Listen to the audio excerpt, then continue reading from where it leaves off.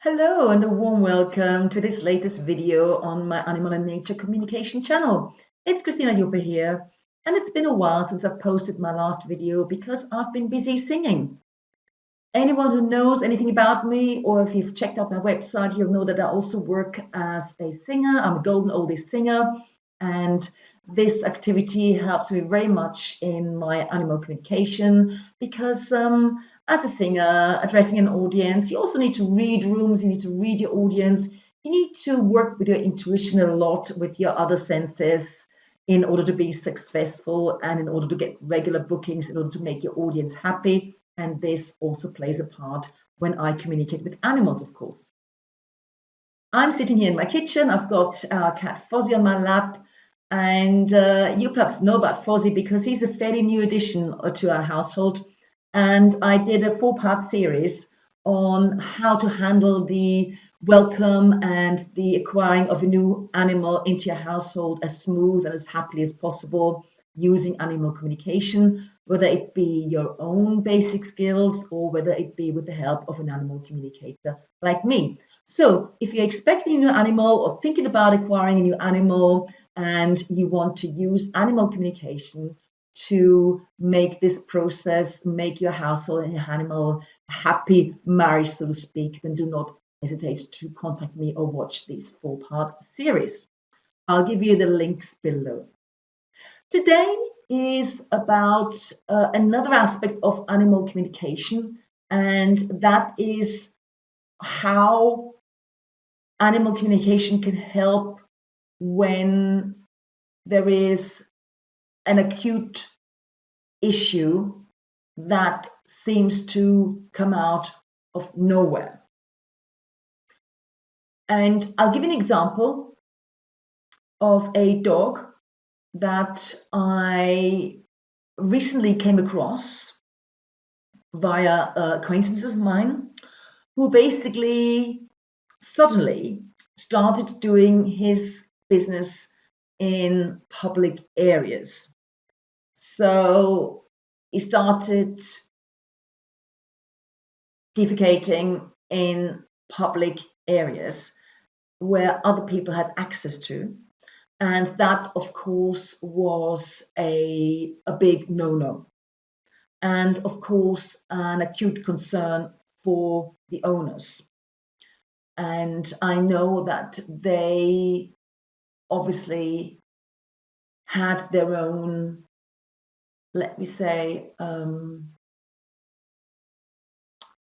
suspicions or guesses as to why this dog was doing that. But suffice to say that this matter needed to be resolved as soon as possible. And I had previously communicated with this dog, so I did so again. And it turns out that yes, there were certain circumstances that this dog was indeed upset about. So the owners had suspected that. At the same time, didn't know how to stop this behavior, how to make sure that the concerns and the anxiety and the unhappiness of this dog, which was the root cause for this behavior, unhappiness, wanting to draw attention, wanting to express himself. The owners had perhaps an idea but didn't quite know how to address this until I came along and communicated with this dog. And he was then, within our communication, able to express himself, to express his concerns. And I was able to reassure him of the situation, to reassure him that he was loved, to reassure him that he would be given attention, that he would be given more attention, that whatever had upset him was only temporary, and that there was no need to draw attention, to alert the owners in this way, because I knew from conversing with the owners that the circumstances which had upset the dog were indeed going to change.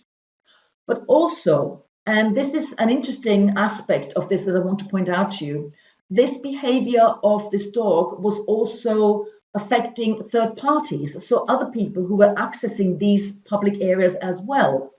And this was something that the dog hadn't really thought about. He was obviously keen to express his immediate upset, his immediate discontent, which was understandable, but in a way that was inappropriate not only for its owners, but also for the wider public. And I explained this in a calm, caring way to this dog. And that was, as I said, something that the dog hadn't considered, but very, very much took on board. And we ended the conversation in a reassuring way. And again, as I said, that more attention was going to be given again, and there was no need, in essence, to continue this behavior, and also an urgent request to stop it because it was affecting other people as well in an unwanted way. The dog understood this, and indeed, when I double checked a few days later, it was confirmed to me by the owners that this dog had ceased this behavior. So the moral of the story is that often when I'm communicating with animals about behavior that's unwanted, about behavior that's concerning, out of this communication arises an action plan. And sometimes the animals even suggest specific steps that can help them. But in this case, all that was needed was for the dog to be heard and explained a few things on a different level, with this direct connection, with this direct common frequency that as a communicator we achieve with the animal. And once the animals are heard, once this dog was heard, his mind was put to rest and the behavior stopped. And as far as I know, it still has not recommenced. So sometimes it's just important for an animal to be heard on a specific level that perhaps the owner couldn't do, or the owner definitely couldn't do. And that's why animal communicators like me come into play, to meet the dog on their telepathic frequency and explain a few things and have this real two-way conversation going, and to be reassuring to the animal. And then, of course, the owner to keep with their promises and change the situation as well. I hope this has helped and you found this interesting and insightful. If you have an animal that displays unwanted behavior and perhaps you've tried everything, or it's an urgent situation, then please don't hesitate to get in touch with me. I do offer animal communication services in various ways. I have different packages, and one of those packages is an express service. So if there's something that you need to get onto the root cause as soon as possible, I do offer a 24-hour turnaround service. More details on my website, and I'll put the link below the video as well. Thanks for listening, and please make comments if you have, and please share this video if it may be helpful to somebody. And if you like my channel, please do subscribe. And if you want to support my channel in a financial way, then please access the Ko-fi link. You can buy me a coffee. It's only a few pounds and still helps to keep my work going here and to support me in keeping with the YouTube videos. Thank you.